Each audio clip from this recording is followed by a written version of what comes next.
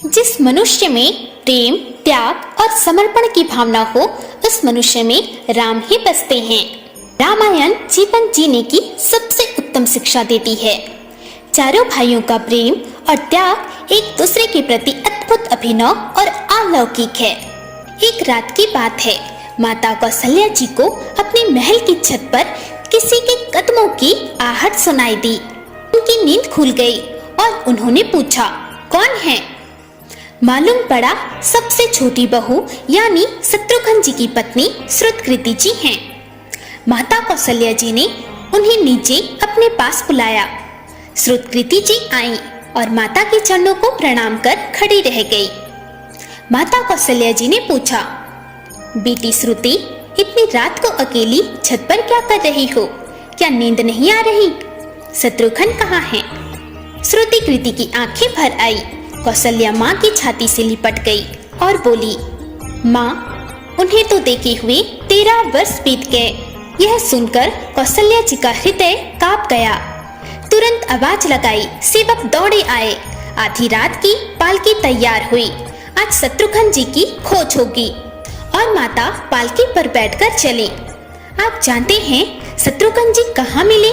अवध्या जिस दरवाजे के बाहर भरत जी नंदीग्राम में तपस्वी होकर रहते हैं, उसी दरवाजे के भीतर एक पत्थर की शिला है। उसी शिला पर शत्रुघ्न जी अपनी बाह का तकिया बनाकर लेटे मिले। माँ शत्रुघ्न जी के सिरहाने बैठ गई। हौले से बालों में हाथ फिराया तो शत्रुघ्न जी ने आंखें खोली और कहा, माँ, आपने आने का क्यों कष्ट किया? मुझे बुलवा लिया होता। माँ ने कहा, शत्रुघ्न यहाँ क्यों? शत्रुघ्न जी की रुवाई फूट पड़ी। बोली, माँ, भैया राम जी पिताजी की आज्ञा से वन चले गए। भैया लक्ष्मण जी उनके पीछे चले गए। भैया भरत जी भी नंदीग्राम में हैं। क्या ये महल, ये रथ, ये राजसी वस्त्र विधाता ने मेरे लिए ही बनाए हैं? शत्रुघ्न जी की बात सुनकर माता कौशल्या जी निरुत्तर रह गईं। देखो क्या है ये राम कथा। यह भोग की नहीं, त्याग की कथा है। भगवान राम को 14 वर्ष का वनवास हुआ तो उनकी पत्नी सीता जी ने भी 14 वर्ष का कठिन वनवास हर्षपूर्वक स्वीकार कर लिया। परंतु बचपन से ही बड़े भाई की सेवा में रहने वाले लक्ष्मण जी कैसे राम जी से दूर हो जाते? माता सुमित्रा से वन जाने की आज्ञा लेकर जब लक्ष्मण जी पत्नी उर्मिला की कक्ष की ओर बढ़ रहे थे तो सोच रहे थे कि माँ ने तो आज्ञा दे दी, परंतु उर्मिला को कैसे समझाऊंगा, क्या बोलूंगा उनसे? यही सोच विचार करके लक्ष्मण जी जैसे ही अपने कक्ष में पहुँचे तो देखा कि उर्मिला जी हाथों में आरती का थाल लेकर खड़ी थी। उर्मिला जी बोली, आप मेरी चिंता छोड़ प्रभु श्री राम की सेवा में वन को जाओ। मैं आपको नहीं रोकूंगी। मेरे कारण आपकी सेवा में कोई रुकावट न आए, इसलिए साथ जाने की जिद भी नहीं करूंगी। जो बात कहने में लक्ष्मण जी को संकोच हो रहा था, वह बात उनके कुछ कहने से पहले ही उर्मिला जी ने उन्हें संकोच से बाहर निकाल दिया। वास्तव में यही पत्नी का धर्म है।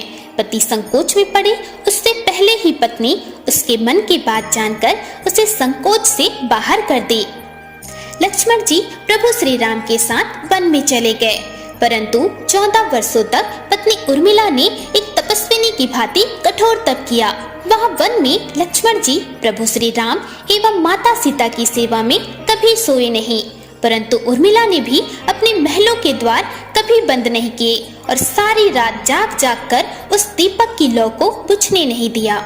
मेघनाथ से युद्ध करते हुए जब लक्ष्मण जी को शक्ति लग जाती है और हनुमान जी उनके लिए संजीवनी बूटी का पर्वत लेकर वापस लौट रहे थे तो बीच में अवध्या के ऊपर से गुजरने के दौरान भरत जी ने उन्हें देखकर कोई मायावी राक्षस समझा और उन्होंने हनुमान जी को बाण मार दिया, जिससे हनुमान जी गिर जाते हैं।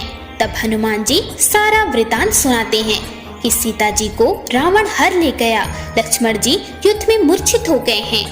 यह सुनते ही कौशल्या जी कहती हैं कि राम को कहना कि लक्ष्मण के बिना अवध्या में पैर भी मत रखना, राम वन में ही रहे।